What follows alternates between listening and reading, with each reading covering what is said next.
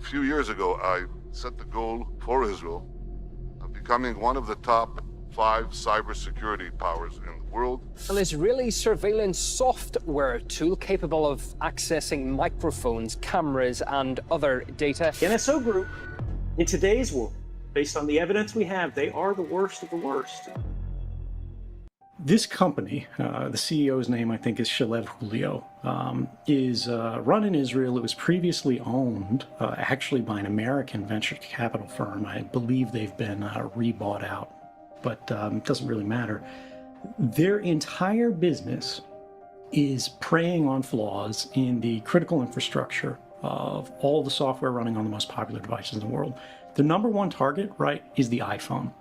And this is because the iPhone, as secure as it is relative to a lot of other phones, is a monoculture, right? Like if you have an iPhone, you get these little software update notifications all the time that are like, hey, please update to the most recent version of iOS. And that's a fabulous thing. That's a wonderful thing for security, because the number one way that people's devices get screwed, if it's not just through user error, right? Like you entering your password somewhere you shouldn't, it's like a fake site. That looks like Gmail, but it's not actually Gmail. You just gave the guy your password. Now he uses your password to log in. But to actually break into a device is that it's not patched, right? Patch means getting these security updates, these little code updates that fix holes that researchers found in the security of the device. Well, Apple's really good about rolling these out all the time for everybody in the world. The problem is, basically all these different iPhones, right? You got an iPhone 6, you got an iPhone 8, you got an iPhone X, you got an iPhone, 3, whatever. These are all running a pretty narrow band of software versions. And so these guys go, if they want to target, for example, Android phones, like Google phones, like a Samsung Galaxy or something like that. There's like 1 billion different phones made by 1 billion different people.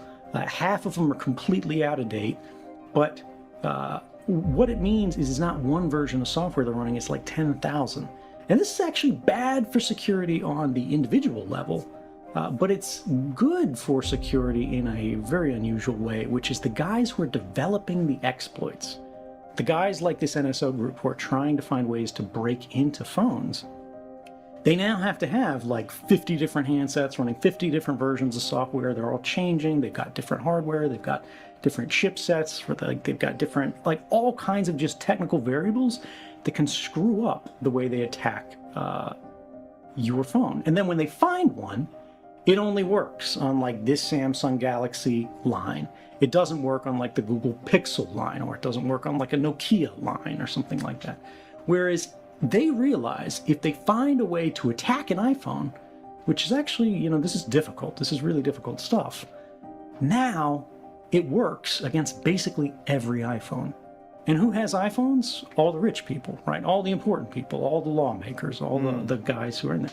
So they've made a business on basically attacking the iPhone and selling it to every 2-bit thug who runs a police department in the world. They sell this stuff to Saudi Arabia. They sell this to Mexico. And there's a group of researchers in Canada working at a university called the Citizen Lab. These guys are really like the best in the world at tracking what NSO Group is doing. If you want to learn about this stuff, the real stuff, look up Citizen Lab and the NSO Group. And what they have found is all the people who are being targeted by the NSO Group, the classes of people, the countries that are using this. And, it's not like the local police department in Germany trying to bust up, a terrorism ring or something like that. It's the Mexican government spying on the head of the Mexican opposition, or trying to look at human rights defenders who are investigating like student disappearances, or it's people like the friends and associates of Jamal Khashoggi, who was murdered by the Saudi government. Or it's people like dissidents in Bahrain. And these like petrostates, these bad actors nationally, will pay literally tens of millions of dollars each year just to have the ability to break into an iPhone for a certain number of times, because that's how these guys do it. They sell their business plan. They go, we'll let you break into any iPhone just by basically sending a text message to this phone. All you need to find is the phone number of a person who's running an iPhone, and we will exploit something.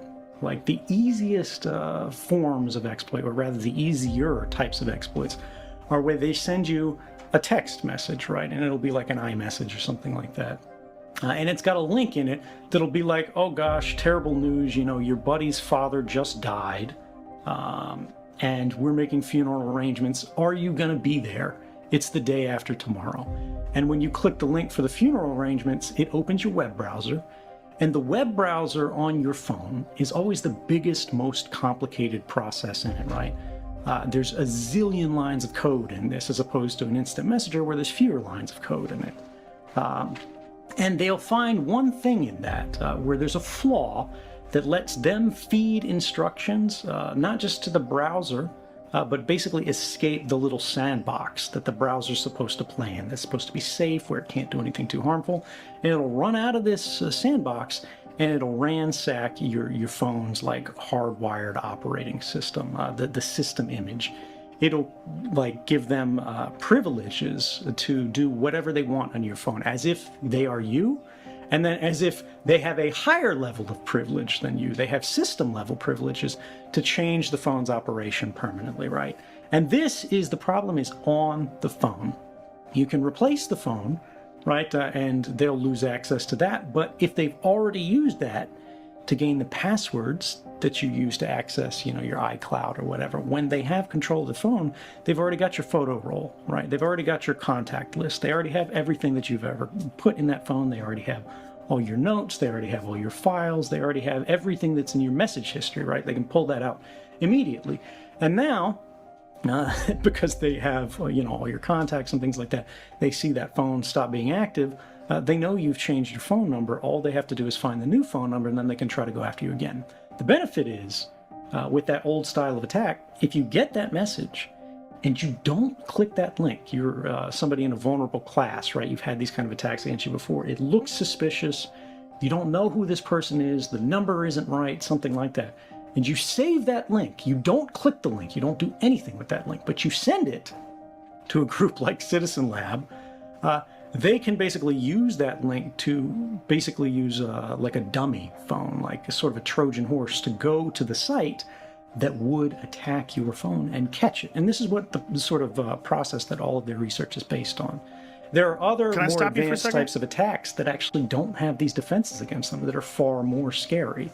But the bottom line is... Can I stop you for a second? Yeah. What is Citizen Lab? Citizen Lab, you just said? Yeah, the Citizen Lab is the name of this research group at the university in Canada, who basically studies state-sponsored and corporate malware attacks against civil society. It's run by a guy named Ron Deibert, I believe. You guys will have to fact check me on that one. I think he just published a book, actually, or is publishing a book about all of this. But it's really, they are the world leaders, in my opinion, in basically investigating these kind of attacks and exposing them. It's a true public service. Let's go back to that one thing. I asked you about warrants, and you talked about the fact that like people could plant evidence on things and then get motivation, or rather they could show probable cause, right, to the court to then investigate you, and then they can get everything. And you said, you know, you thought that a warrant meant they can go and search your house, and this is the kind of thing that we, you know, modern people are used to thinking of in the context of a warrant. Cops go to a specific place looking for specific things that are elements of a crime. Now, you know, you've heard all these things where, like, cops find a way to, like, stop somebody and they, like, are like, oh, I smelled pot or whatever, and they try to, you know, toss their car or whatever. Or plain sight doctrines where they open the door and the guy sits down and talks to them and they go, oh, you know, I see a bong or something. You know, that's paraphernalia, you're going to jail. But until I think it was 1967, warrants in the United States could only be used to gather two things. They were called the fruits and instrumentalities of a crime, which meant even if the cops knew you did it, even if the cops knew you know, rode the subway or worked for this company or whatever, they couldn't get all the company's records. They couldn't, if they existed, get all the emails that you ever wrote. They couldn't get your friend to turn over like an exchange of letters that you had with this person. The fruits of the crime were the things that they gained from it, right? If they robbed the bank, the cops could get the sack of money. The instrumentalities were the tools that were used, right? Like if you used dynamite or a crowbar or a getaway car, they could seize all of those things. But the idea that the cops can get everything, the idea that the FBI can get all these records, you know, all of these things, your whole history, is very much a new thing. And nobody talks about that today. We just presume it's normal, we presume it's okay.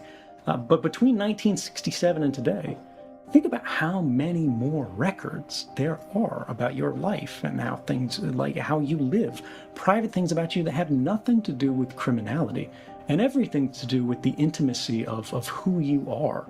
And the fact that all of that now today is exposed, and not just to, let's say you love the U.S. government, let's say you are like throwing cookouts for your local police department, but every other government in the world too. And we really need to ask ourselves, how much information do the authorities of the day need to do their job? Right? How much do we want them to have? How much is proper and appropriately and necessary? And how much is too much? And if we decide the cops shouldn't have this, if we decide the spies shouldn't have this, well, why in the hell should Facebook or Google or somebody trying to sell you Nikes, why should they have this?